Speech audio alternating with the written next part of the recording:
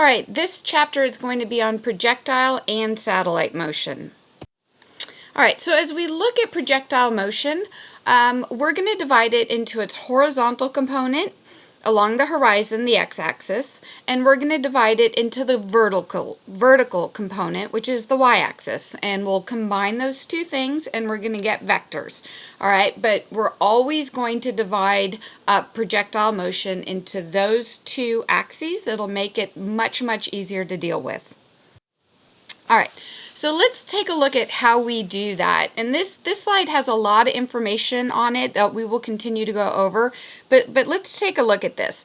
The first is the horizontal component. And as you look at this horizontal component here, you're going to notice that this is a constant velocity. There's no acceleration here. It is moving at a constant velocity.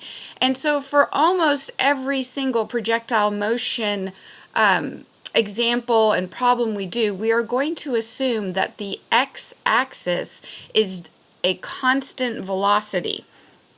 As you know, we get rid of air resistance in this imaginary world of physics, and so we will just go with a constant velocity in the x-axis.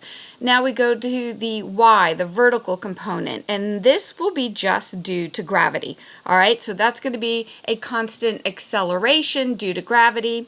And when we put those two together, we're going to get this nice curve of a falling object. But those can easily be divided out into their x and to their y components. As we look at the x component, the equation we're going to use most often will be v equals d over t. And for the y component, the equation we're going to use most often is d equals 1/2 at squared. All right, and by using those two equations, we can very often come up with a nice model of a falling object. Okay, so as we look at uniform horizontal motion, right, what I said in the previous slide is that they're going to be equal distance. So for whatever the frame of time this is, 1 second or 0.1 seconds, we have an equal distance going across our x-axis, our horizontal axis. This is what we are going to assume for most of our problems. All right, so let's look at a falling object. A falling object is accelerating down, and it's doing so in a square relationship. So as we look at the first part of the fall for the first second, it's going to be 1 to the second power. It'll be 1. The next fall, and this is total distance from the top, will be 4. The next one will be 16 and then 25. So the total distance from the top is going to be squared, and that's part of our equation of d equals 1/2 at squared. That distance is relative to the square of the time. Okay, and then if you look at it between frames, the ratios go 1, 3, 5, 7, 9. But that's not the total distance from the top. That's the distance from each other.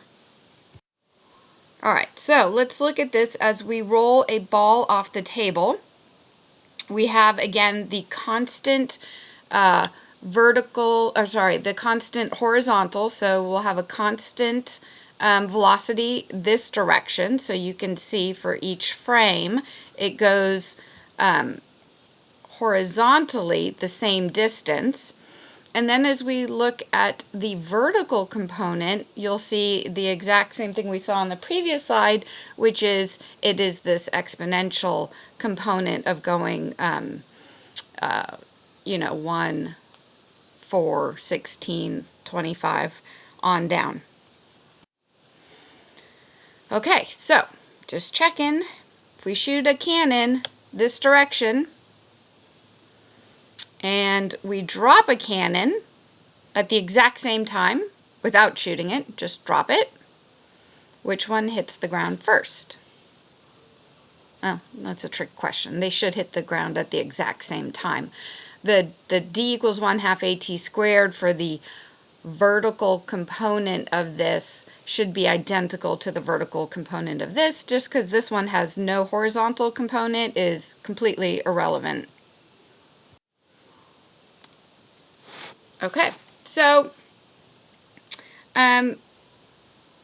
if you were to look at essentially trying to shoot something that was falling out of a tree. I don't know why we would, but let's pretend we're shooting something that's falling out of a tree. And the question becomes, well, where do you shoot? Where it's going to be or where it was? And the answer is you shoot right at where it is, because whatever you're shooting, a rubber band, a bullet, whatever, is going to fall at the exact same speed, the exact same acceleration as whatever is falling out of a tree. And I'll post a little video online. It's called Shoot the Monkey, or you guys can YouTube it, where multiple universities demonstrate this by dropping a monkey and shooting it. I don't know why. They always just call it Shoot the Monkey.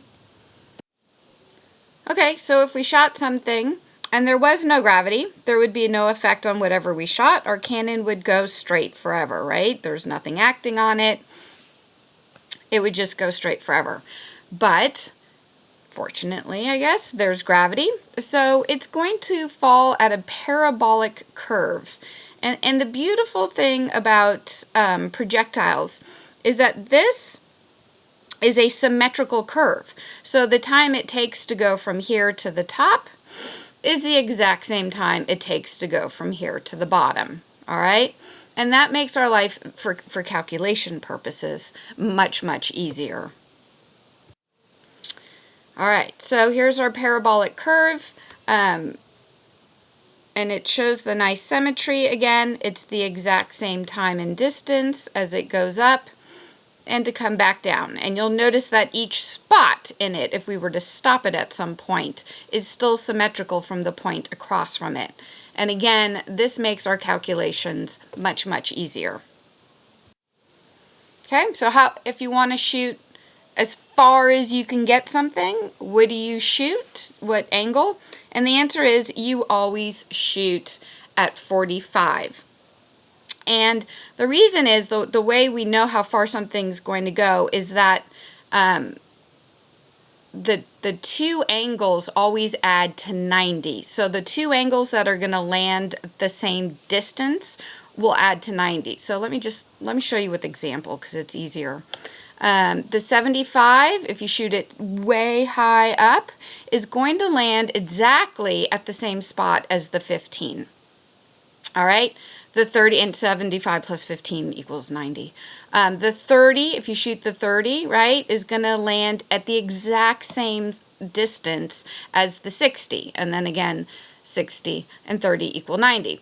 Well, 45 is the one that equals itself. And so 45 is going to land exactly where the 45 lands, and that is the one that goes the farthest. It's also kind of intuitive that 45 is a good angle to shoot something to get it to go as far as you want it to go.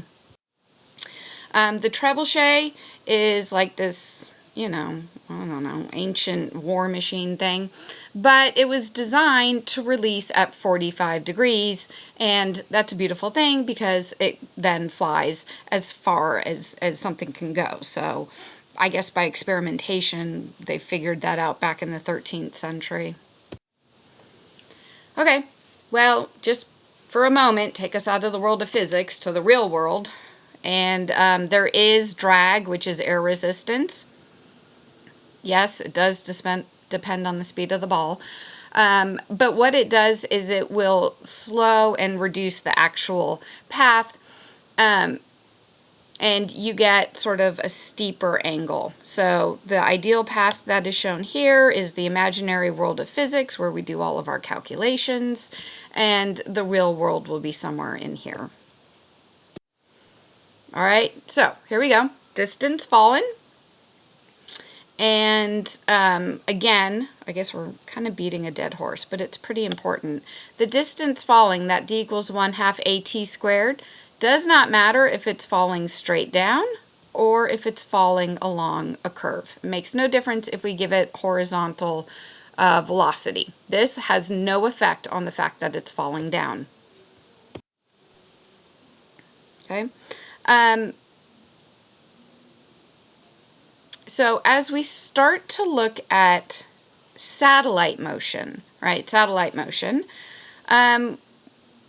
we're going to look at how fast we have to send something for it to fall, but to fall at the same rate that the Earth curves. So start with the simple idea of if you throw something kind of slow, it hits the ground kind of far from you. Well, as we throw it faster and faster and faster, we can get it to go so that, the Earth literally curves underneath it. What's interesting about satellites is that they are falling. They are falling towards the Earth. It's just the Earth curves underneath it. Okay, so how much does the Earth curve? Well, for 8,000 meters across, it dips down approximately 5 meters. All right, so how fast do you have to throw it for that to fall and to keep going? And the answer is about 8,000 meters per second, which is ridiculously fast for Earth. Note that this is immediately above the surface of the Earth. So if you were to shoot something like literally standing on the surface of the Earth, you could get it to go around the Earth and hit you in the back if you could get rid of air. And you could shoot it fast enough. Probably not ever going to happen here on Earth, but possibly on the moon you could do that. Okay, Newton's mountain. Newton's, actually, I've heard of this as Newton's cannon, but whatever. Newton drew a similar illustration with the idea that you could shoot a cannon, and if it was powerful enough, it would orbit the Earth. I think we have a Vsauce that's going to show that there is a cannon powerful enough to do this possibly on the moon, but in theory you could do it on the Earth. Alright, so what's pulling your satellite in orbit is gravity. Remember, there's nothing pulling it out. It is simply gravity is constantly pulling on it, keeping it towards Earth. So the force is always towards Earth. That's why it doesn't just fly out into outer space and go straight. Alright, so if a satellite needs to orbit at least 150 kilometers, about 100 miles above the Earth's surface, is that because there's almost no gravity up there? Or is that because there's almost no air resistance? And since my last slide just had the force of gravity in it, hopefully you didn't choose that one. The reason we put things way up there is because there's no air resistance. So without air resistance, you don't need to keep giving it energy to keep going forward. There's nothing slowing it down without air resistance, so it can kind of orbit indefinitely. With air resistance, you would have to constantly have an input of energy. Okay, so getting into orbit, the rocket needs to go above the atmosphere, and it has to hit a required orbital speed of about 8 kilometers per second. So there's a good amount of energy involved in getting rockets up into outer space. I mean, some people said, I can't remember the exact numbers because they change, but, taking one pound worth of stuff up there cost, I don't know, like $1 million or something crazy. You could look it up. We're not going to put garbage in outer space to get rid of it. It's just way too expensive to get it up there, and that has to do with the fuel expenditures. Okay, so if you're going faster than 8 kilometers per second, you're going to end up with an elliptical orbit instead of circular, and we can think about all the comets that go flying past Earth in a very elliptical orbit, and they are moving very, very rapidly. Okay, so then, you've gone elliptical. If you go even faster than that, if you do what's called the escape speed, which is going to be greater than 11.2 kilometers per second, and that's very, very fast, you will break Earth's gravity and, go into outer space.